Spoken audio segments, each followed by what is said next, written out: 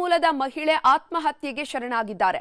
ಕನ್ನನಾಯಕನಹಟ್ಟಿಯ 24 ವರ್ಷದ ಬಿಂದು ಆತ್ಮಹತ್ಯೆ ಮಾಡಿಕೊಂಡಿದ್ದಾರೆ. ಉಗಾಂಡಾದಲ್ಲಿ ಪತಿ ಚಂದ್ರಶೇಖರ್ ಜೊತೆಯಾಗಿ ಬಿಂದು ವಾಸ ಮಾಡ್ತಾ ಇದ್ರು. ಉಗಾಂಡಾದಲ್ಲೇ ಕೊಟ್ಟೂರು ಮೂಲದ ಮಹಿಳೆ ಆತ್ಮಹತ್ಯೆಗೆ ಶರಣಾಗಿದ್ದಾರೆ. ಬಿಂದು ಪಾರ್ಥಿವ ಶರೀರವನ್ನ ತರೋದಕ್ಕೆ ತರಳಬಾಳು ಶ್ರೀ ಸಹಾಯ ಮಾಡ್ತಿದ್ದಾರೆ.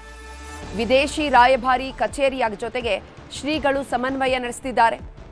ಇಂದು ಬೆಳಿಗ್ಗೆ ಬೆಂಗಳೂರಿಗೆ ಬಿಂದು ಪಾರ್ಥಿವ ಶರೀರ ಬರುವಂತಹ ಸಾಧ್ಯತೆ ಇದೆ. ಉಗಾಂಡಾದಲ್ಲಿ ವಾಸ ಮಾಡ್ತಾ ಇದ್ದಂತಹ ಬಿಂದು ಕೊಟ್ಟೂರು ಮೂಲದ ಮಹಿಳೆ ಆತ್ಮಹತ್ಯೆಗೆ ಶರಣಾಗಿದ್ದಾರೆ. ಕನ್ನನಾಯಕನಹಟ್ಟಿಯ 24 ವರ್ಷದ ಬಿಂದು ಆತ್ಮಹತ್ಯೆ ಮಾಡಿಕೊಂಡಿದ್ದಾರೆ.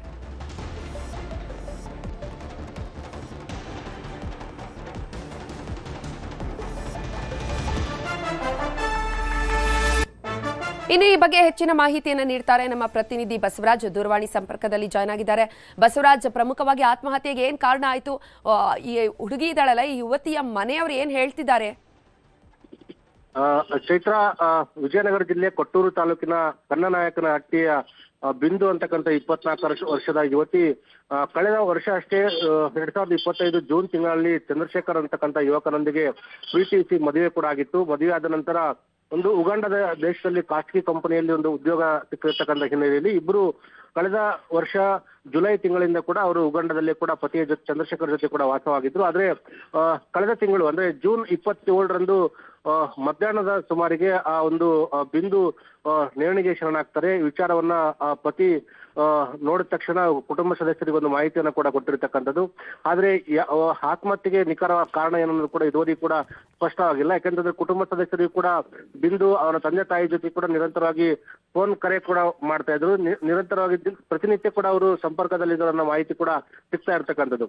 ಆದ್ರೆ ಈ ಒಂದು ಆತ್ಮಹತ್ಯೆಗೆ ಕಾರಣ ಏನಂತ ಇದುವರೆಗೂ ಕೂಡ ಮಾಹಿತಿ ಸಿಗ್ತಾ ಇಲ್ಲ. ಆದ್ರೆ ಈ ಒಂದು ಪತಿಯನ್ನು ಕೂಡ ಅಲ್ಲಿ ಉಗಾಂಡ ಪೊಲೀಸರು ಕೂಡ ವಿಚಾರಣೆ ಕೂಡ ಮಾಡಿದಾರನ್ನ ಮಾಹಿತಿ ಕೂಡ ಸಿಗ್ತಾ ಇದೆ.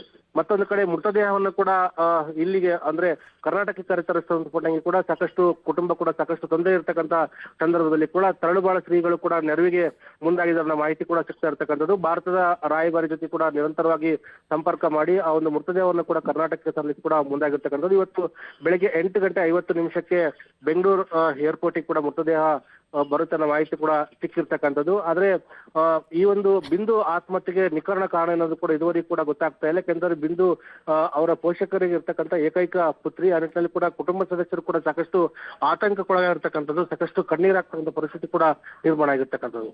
ಧನ್ಯವಾದ ಬಸವರಾಜ್ ತಮ್ಮೆಲ್ಲ ಮಾಹಿತಿಗಾಗಿ.